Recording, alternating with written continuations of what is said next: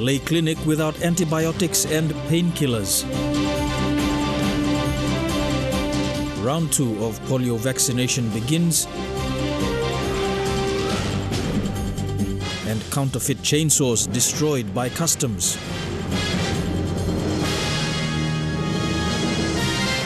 This is National EMTV News with Meriba Tulo. A very good evening. Thank you for joining us. This is Monday's news. The second nationwide dosage of the polio vaccination commenced today, with close to 400 children vaccinated in 3 different clinics in Port Moresby.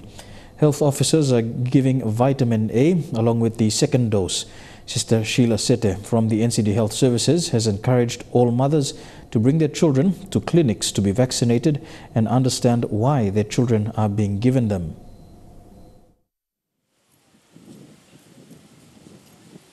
Today marks the start of the second phase of the nationwide polio vaccination in Papua New Guinea.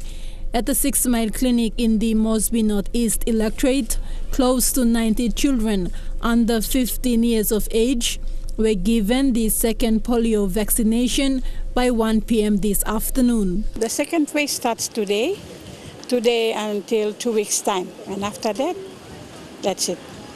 And we appeal to the mothers to bring all their children from 0 to 15 years. That's for the OPV. That's the second dose that we are giving. And we just added vitamin A. Vitamin A, we give it because of the blindness, so we have to give it. It's a must that we must give it to the children from 6 months up to 11 months, and then from 1 year to 5 years. Okay, we have statics clinics in all the 3 electorates. We have statics clinic there. We have one here at Gordon's. Polio is a contagious disease that affects the nerve system for children under 5 years of age. The health department in PNG aims to vaccinate close to 3.2 million children against polio in the nationwide campaign. There is no difference between them. It's just that they must get their first dose and then the second dose. It doesn't make any difference, but our aim is to eradicate this polio. We normally give the polio vaccine at to a child at birth. But then we ask the mothers to bring them to the clinic for their routine. They had already had their routine vaccination, but because we have an outbreak in the country, the first one was in Ley, and in Moresby we have one up at the 5 Mile where the White House is. That's why the WHO started to intervene to come in, and then we go out and give the vaccines to the children. Vaccination stations have been set up at urban clinics, bus stops and shopping centers in Port Moresby, and mothers are urged to bring their children to these stations to receive the treatment.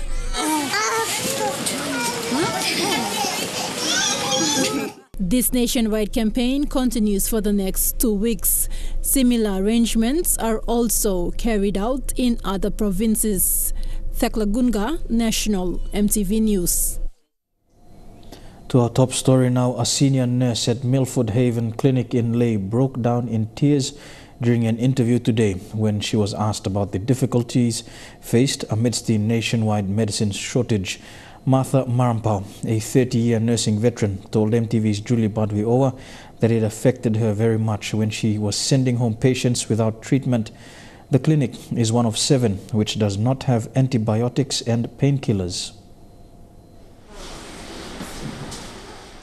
We went to Milford Haven Clinic today where we met Sister Martha Marampau, the coordinator for Family Health Services. Sister Marampau not only attends to women and children, she also treats patients with general illnesses. But it has become difficult to do her job. She doesn't have the medicines to treat her patients, and this morning during the interview, she cried. We are crying. And this is very sad for elderly. Stop talking.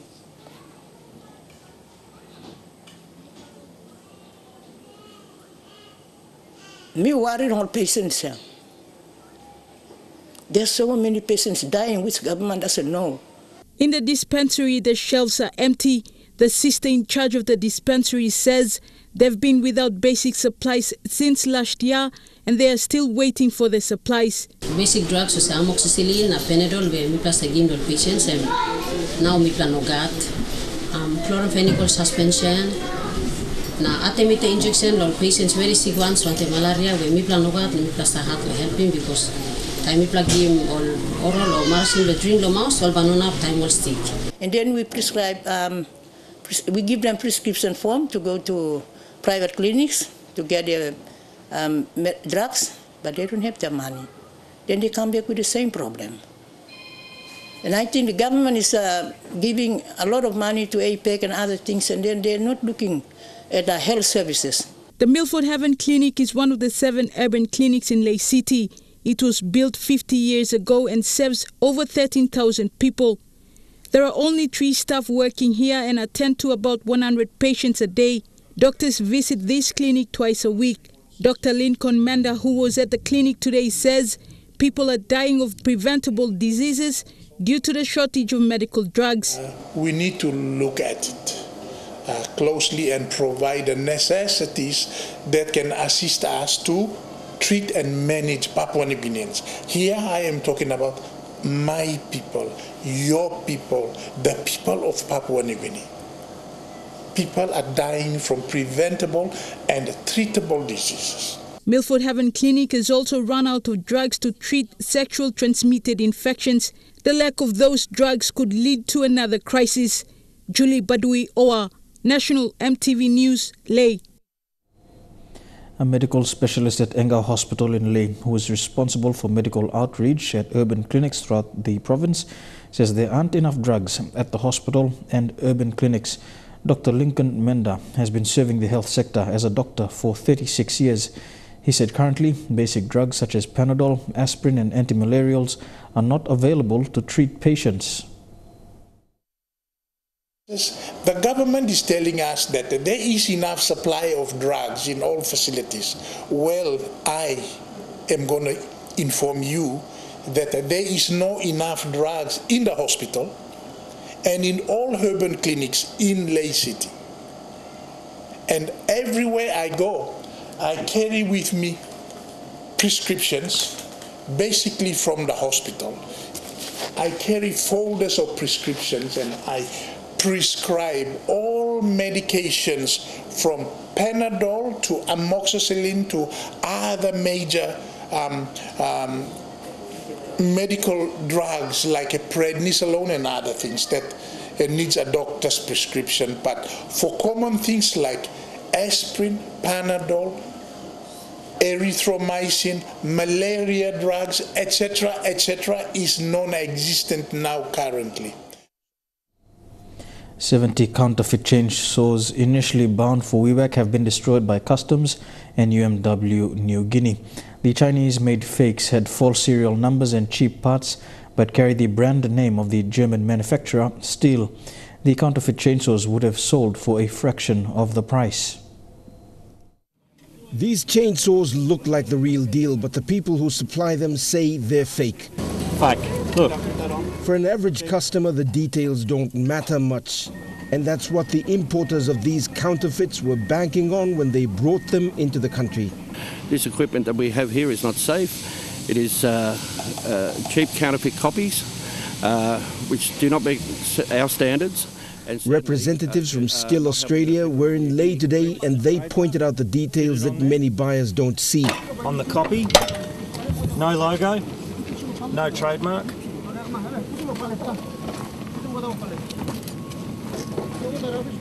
Same on the muffler, Stihl logo and registered trademark. And on the cheap copy, no logo. Stihl is a brand of chainsaws that has only 2 licensed distributors in Papua New Guinea, Bishop Brothers and UMW New Guinea. Through a partnership with PNG Customs, officers were able to identify the fakes and stop the shipment.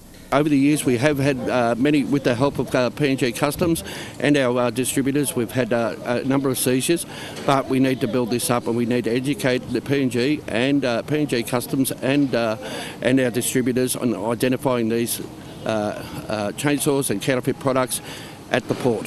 The products were then laid out on a pavement and then crushed with a UMW excavator. The steel chainsaw sells for about 6,000 kina. The counterfeits would have sold for 1,600 kina each. The chainsaws were headed for Wewak for a Chinese-owned reseller.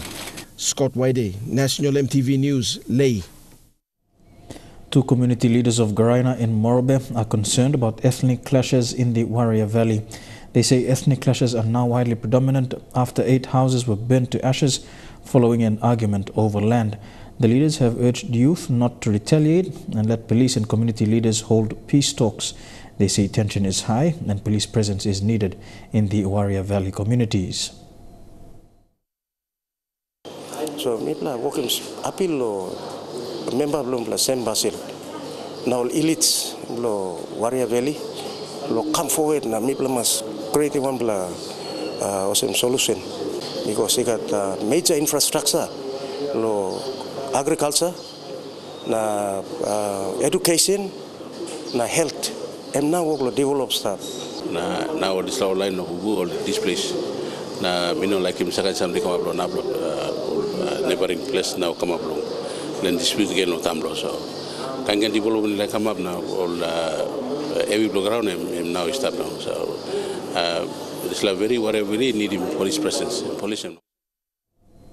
You're watching National MTV News. We go for our first break, but we'll be back with more after these messages. Stay tuned.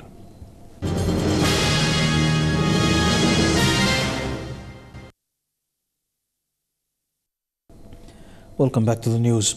The opposition has warned the 2018 budget deficit could reach 3 billion kina. In a statement today, opposition leader Patrick Pruich urged Treasurer Charles Abel to clarify if this year's budget deficit has soared beyond 2.4 billion kina with the inclusion of the 427 million kina blowout in government wages and salaries. Mr. Pruich's statement follows comments from Chief Secretary to Government Isaac Lupari, who reportedly said PNG's public service costs could be as high as 7 billion kina, with subsequent statements from the Department of Personnel Management that the anticipated 427 million kina increase in public service wages could bust the 2018 budget, with the opposition leader adding that no plausible reason can be given for non-inclusion of the wages blowout. Furthermore, Mr. Pruich said he also has major concerns about the recently issued $500 million sovereign bond, which according to the 2018 Media Economic Fiscal Outlook has pushed up government external debt from 1.6 billion kina to an unprecedented 3.443 billion kina. The 2018 Education Exhibition will provide a platform for divisions under the department to create awareness on their systems, processes and functions. Education Secretary Dr. Uke Kombra made these sentiments today at the launching of the inaugural exhibition in Port Moresby. The exhibition was launched by Education Minister Nick Kuman. The inaugural exhibition is the milestone for the Education Department. Staged at the Sir John Guy's Indoor Stadium, the exhibition will run for 2 days. Dr. Combra said the event is an opportunity to show the public the roles that different divisions and sectors play towards reaching the goals and visions of the department. Our intention of this exhibition is to show the public, the parents, the students of how the whole education system works. Education system itself is not just the front end where you have a child in a classroom, a teacher is teaching, but there are many players and there are many parts of the system that work to ensure that the education system is working. The Education Department is the government's lead advisor on the education system, shaping direction for education agencies and providers and contributing to the government's goal for education. We remain committed to the education sector, simply because the future generation of this country depend on what we can be able to offer our children going forward. We must have an educated community in this country. economic growth will be run through an educated population. 24 exhibitors from within the department and from its partners will be showcasing at the event. The e-learning division had a stall at the exhibition today. From radio-based education, we moved into TV-based because 87% of our children live in the most rural areas of our country. With the satellite schools, we have around 1,300 plus schools, yes. But we've got more than 2,969 schools to cover. Majority of the schools are in the remotest parts of the country. Dr. Combra encouraged teachers, students and the general public to use the exhibition as an opportunity to get easy access to information. The organizing committee said they will be planning for an expo after the exhibition. Charlene Airy, National EMTV News. Jiwaka Governor Dr. William Tongap says the province needs more internal revenue to support local development activities. Despite being a new province, Dr. Tongap says each province needs to set up its economic activities to generate much needed revenue. The governor made these remarks during an ambulance presentation over the weekend. On Saturday, Dr. William Tongap and Jiwaka Health Services presented the key to an ambulance to the Aviamp Christian Apostolic Health Services. After 43 years, this was the first time for a rural health center to receive such a gesture. During his speech, Governor Tongap explained to his people the importance of having income-generating activities to support development in the province. But all basic something or money, Mr. Life no ground, you need him. Have you like that good life, huh? Now good life become law. Good road, good school, good housing, power now, all this something stuff now life stuff right there. No but not something. So I'm stop law walk come up later, so you like need law look out him go down. Dr. Tongap said while other establishing provinces may have made over $1 million last year on their internal revenues, Jiwaka has made just 700,000 kina. The provincial government has formed the Jiwaka Development Corporation to make business to bring in more revenue. One major project is registering small coffee plantation holders to fund them to revive coffee plantations in the province. But you know, good ground are stuff. So some project or some rice or coffee or citrus or some commander. You like giving ground now. Start to work on the provincial government working money. Jiwaka is also trialing a national government policy in agriculture to farm cattle. Governor Tongap said a team from New Zealand will be in the province to look after cows and produce dairy products in the province. Vasinata Yama, National EMTV News, Mount Hagen. Wabeg Open has become the first district in Enga province to have the National Identification Card project rolled out. A memorandum of understanding was signed in Port Moresby today to signal the start of this project. The MOA signed between the Wabeg District and the National Civil Registry marks the start of the NID project rollout in Wabeg Open. Wabeg MP Lino Tom says NID is an important government project and most Papua New Guineans have been asked to produce an NID card when applying for a passport or when opening bank accounts. As a district, we are happy. We have got enough office space to offer, and we are willing to assist in this program, support where we can in terms of provision of logistics and other necessary funding that is required to get our citizens registered. The initiative to bring the government project to the district level is to ensure that proper statistics are collected so government can deliver basic services. Registering our people and having a proper database of our people is very essential for development into the future. So that's why we, as a district, before coming on this program, we were trying to do another program by creating our own database so that we can get all our population on board so that we know how many children are out of school. We know the basic social, economic indices like, death rates, literacy rates, and all that. The NID project was launched in 2015 and executed by the National Planning and Monitoring Department. But in the last 2 years, the process to getting an NID card was difficult and took longer than 12 months. Some have lodged their applications and are still waiting for their cards to be processed. District level, for us at NID, the verification of the person in terms of his identity is much more genuine than it is in towns. Because towns, we have many peoples, many races, many personalities. We start finding it very difficult to identify a person. In the village, name him, give him ya, However, the change in the management for the NID project is expected to speed up the processing of NID cards throughout the country. Meanwhile, the Wabek district has pledged its support to assist NID officers from Port Moresby to carry out this project. Thekla Gunga, National EMTV News. The Solar Energy Association of PNG today had the first annual general meeting to discuss the importance of solar energy in the country. According to Association President Christian Lohberger, access to reliable, affordable, clean and safe supply of electricity is a basic human right, and the SEAP aims to promote the use of solar energy in the country.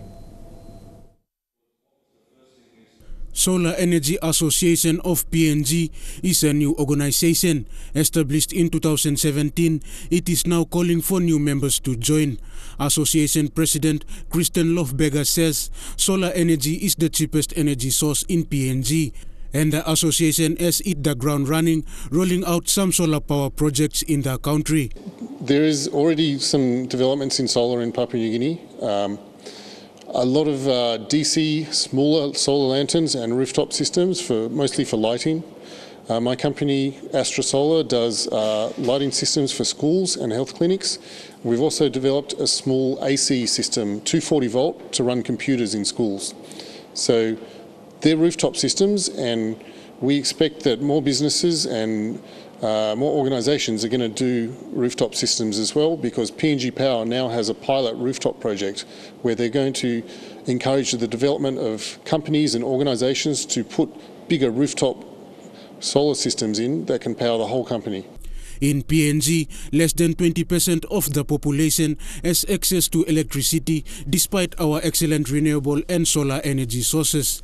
In a keynote address, PNG Power Acting Managing Director Caroline Blacklock said the country continues to suffer from frequent power cuts, and a way forward to address this issue is to use renewable sources of energy such as solar. And I suspect, as you'll see in a minute, we think that a third of our power is going to come from solar, on the grid solar, not off grid. When you think about solar, you think of it in the same way you do wind or the same way you do hydro. If it's not distributed, you increase your risk in overgridding. You need to have solar distributed around the grid. Blacklock adds that PNG Power has to provide affordable and reliable power to drive economic and social growth. And they have started a rooftop solar project in Port Moresby, which is likely to spread to other centres. That solar can be part of that. Your solar products, your solar information. We're very happy to partner with you on that, not necessarily from a revenue perspective, just because we know that people generally still trust the PNG Power brand in terms of determining whether a product is quality or not, whether it's safe or not. So there may be some opportunities like that. Rayon Lakingu, National EMTV News. You're with National EMTV News this Monday. We go for a break, and when we come back, we take a look at stories making headlines overseas.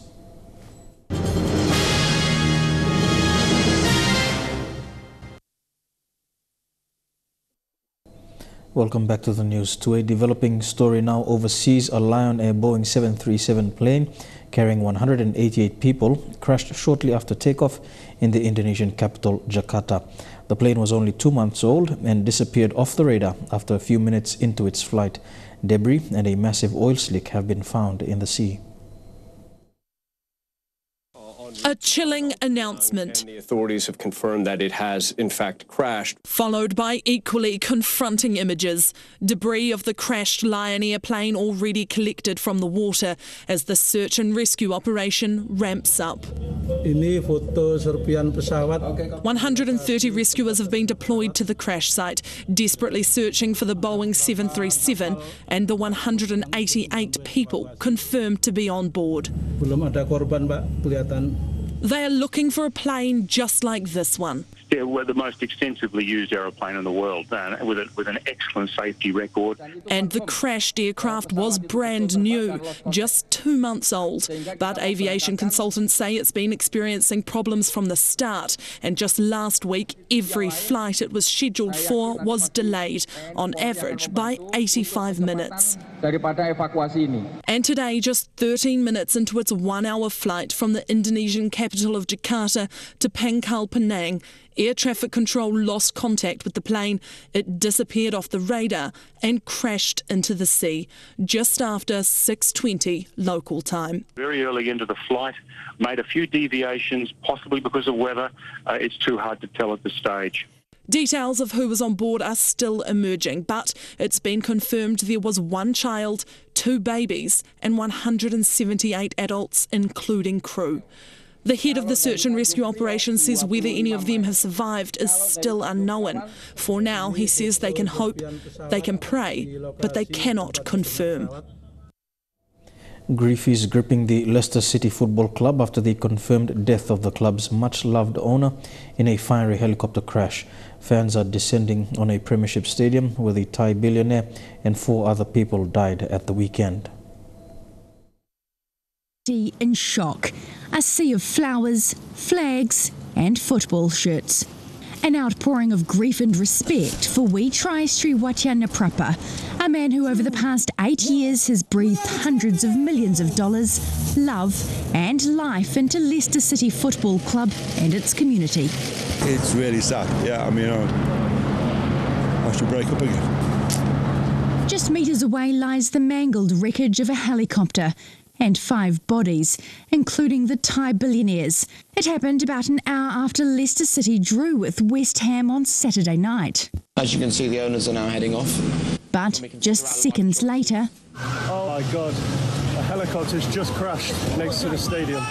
This helicopter spiralling out of control, dropped within a second and just burst into frame. The Thai tycoon, who made his money in duty-free shops, bought the debt-stricken Leicester City club in 2010. The club flourished. And 2 years ago, it stunned the world in arguably football's greatest underdog triumph, winning the Premier League against 5,000 to 1 odds. It's just terrible because they're such nice people, really genuine, humble people that care for the community. Fans say he was a generous man who would shout beer and hot dogs on his birthday and poured millions into the local hospital. You can feel the eeriness around the city. It's just awful. He was honoured on football fields around the country today by rival clubs and in his home nation of Thailand. It brought fame to Thailand when they won. He carried the Thai flag with him and made people know more about Thailand, so I felt sad. Air crash investigators are now trying to work out how and why the helicopter came down with such a tragic result. To the US now, the 11 victims of the synagogue shooting massacre in Pittsburgh have been identified. 2 brothers and a husband and wife are among those killed in the worst anti-Semitic attack in recent US history. The gunman is facing the death penalty as America grapples with darkening political divide ahead of the midterm elections. This is the kind of vigil that's become a recurring ritual of life in the United States. But this country is facing a crisis of hate-filled violence, and America right now seems incapable of truly coming together. This latest mass shooting was a hate crime. Jewish worshippers killed in a hail of gunfire and an onslaught of anti-Semitic slurs.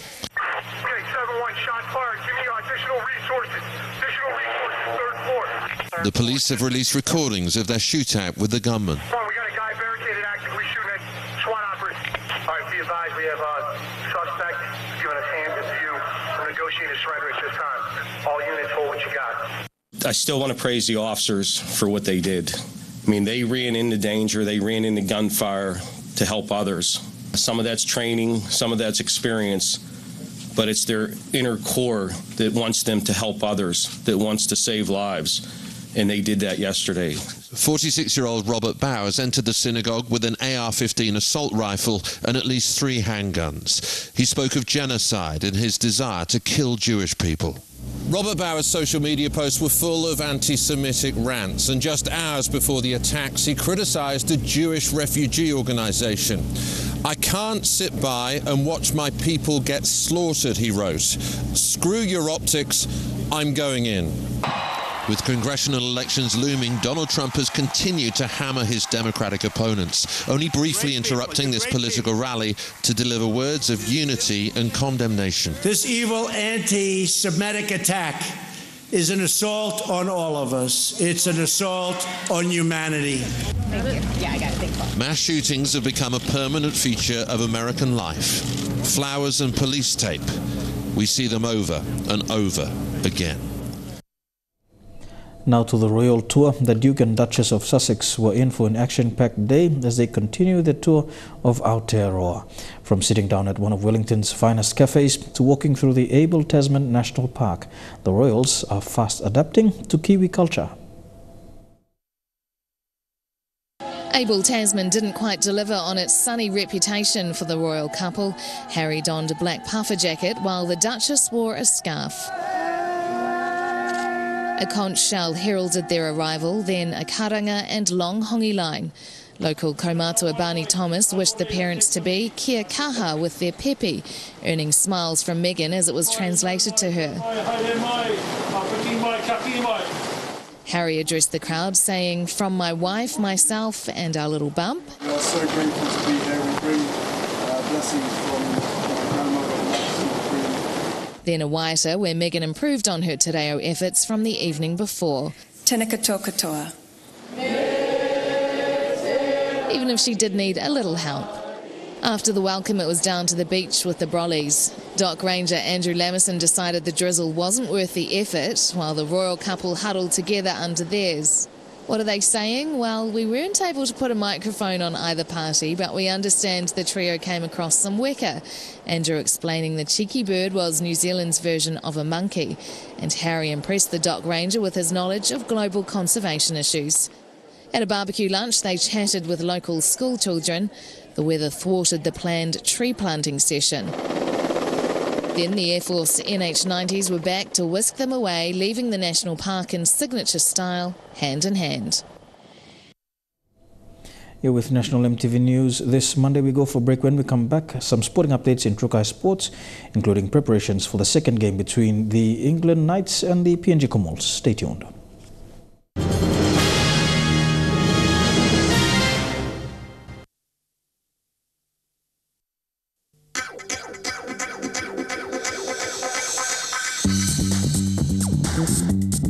Trukai Sports.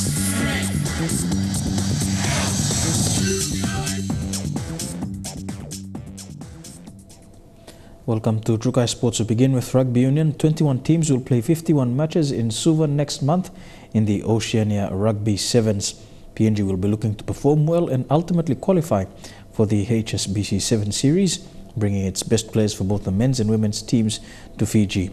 As a lead-up to Fiji, both the ICTSI Palais and the Mint national men's team will travel to Sydney early next week for the Western Sydney Sevens tournament. PNG has been drawn in the same pool as Tier 1 country Fiji in the men's tournament. The Oceania Sevens also features Australia and New Zealand, who are grouped in different pools.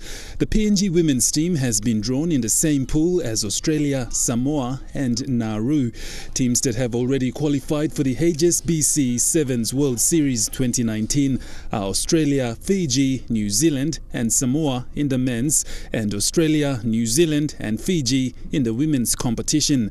The Mint PNG Rugby Men's Sevens need to finish as the highest placed non-core team in the 2018 Oceania Rugby Sevens Men Championship in order to qualify for the 2019 HSBC World Sevens Series in Hamilton, Sydney and Hong Kong.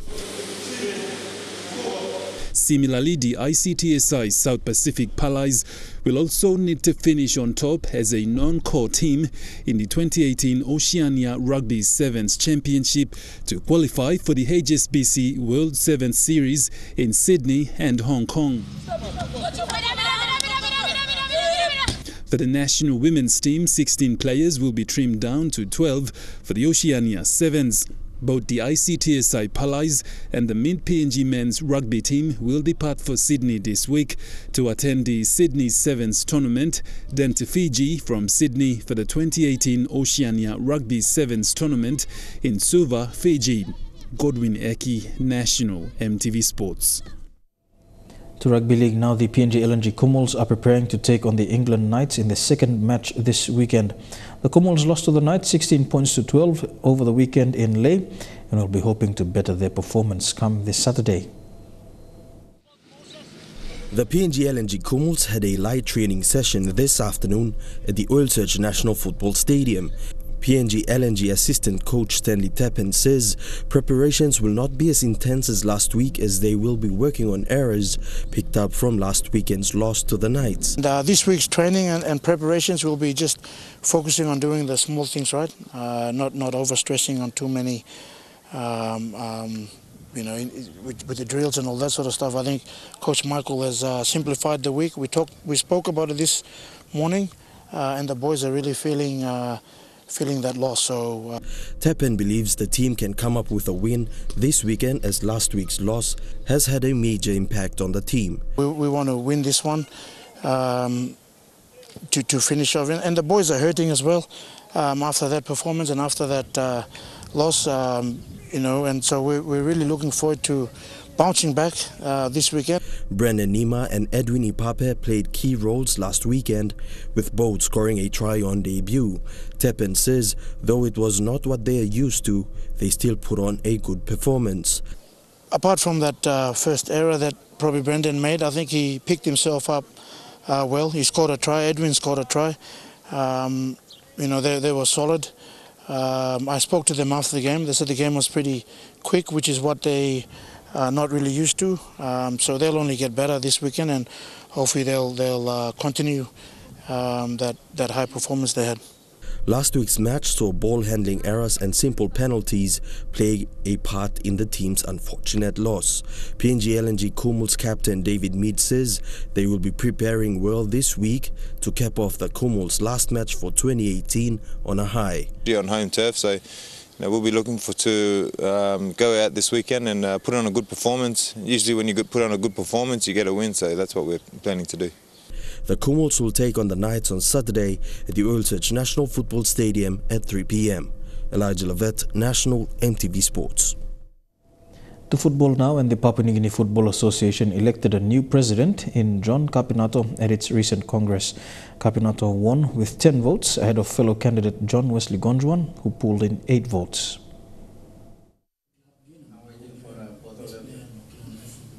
Speaking at the media conference on the weekend, newly elected President John Capinato said what transpired at the annual Congress meeting truly represents democracy and transparency in the country as far as football is concerned. This comes after the Congress voted Capinato to lead the PNG Football Association into the future. In his keynote address, Capinato promised to do his best in making sure that FIFA, the Oceania Football Confederation, PNG Football Association and corporate partners' assistance are delivered right down to the remote football playing community.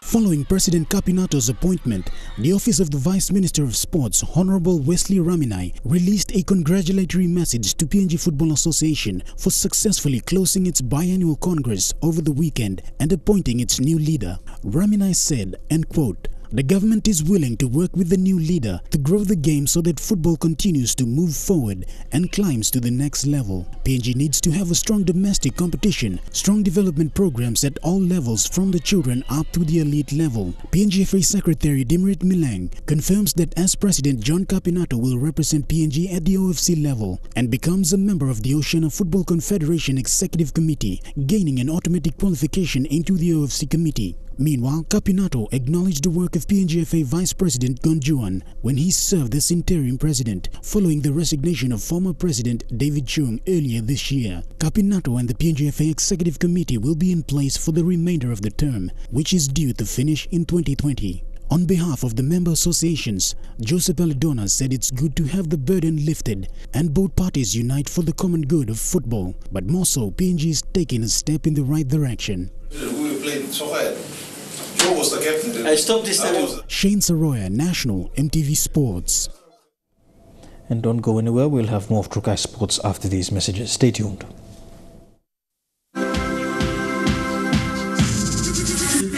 Trukai Sports.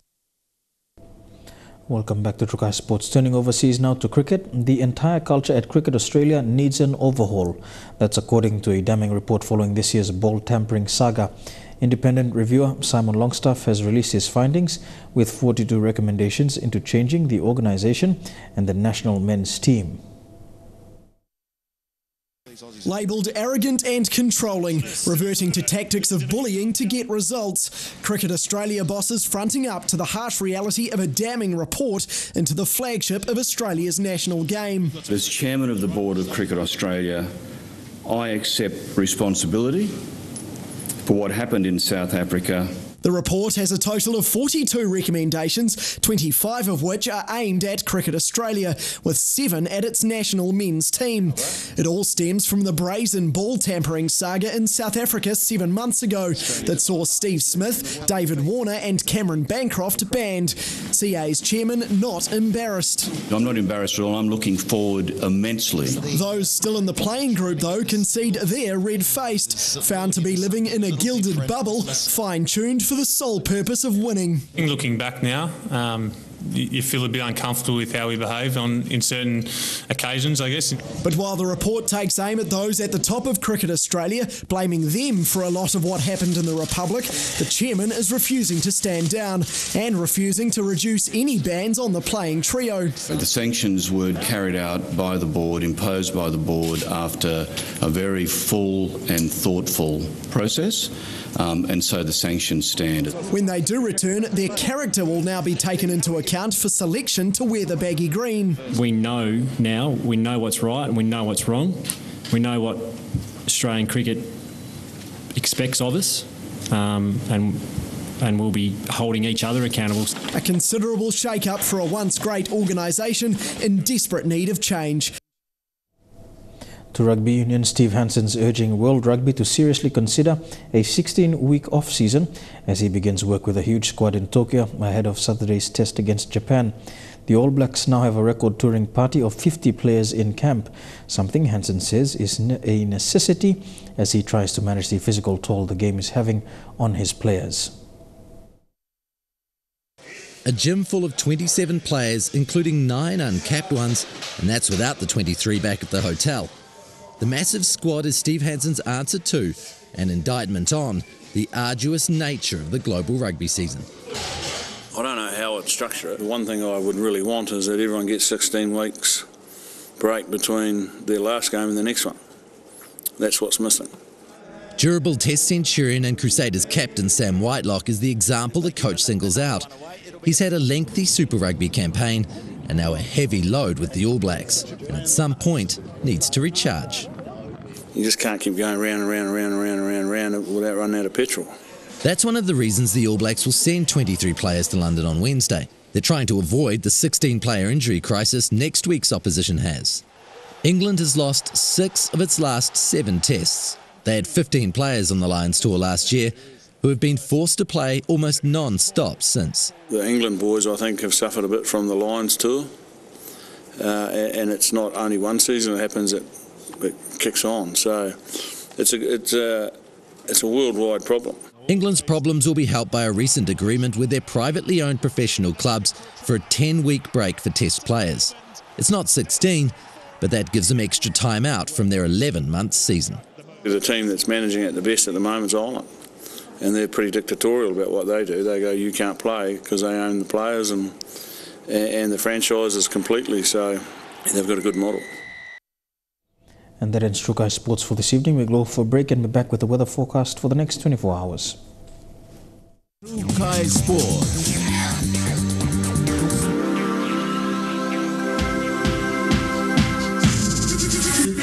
True Kai Sports. The weather details were proudly brought to you by Dulux, celebrating 50 years in PNG and the only paint made in PNG. A quick look at the weather for the next 24 hours in the southern region. Mostly fine in Alotau, some showers expected in Kerma and Daru as well as in Port Moresby. Showers and thunderstorms expected in Popondetta.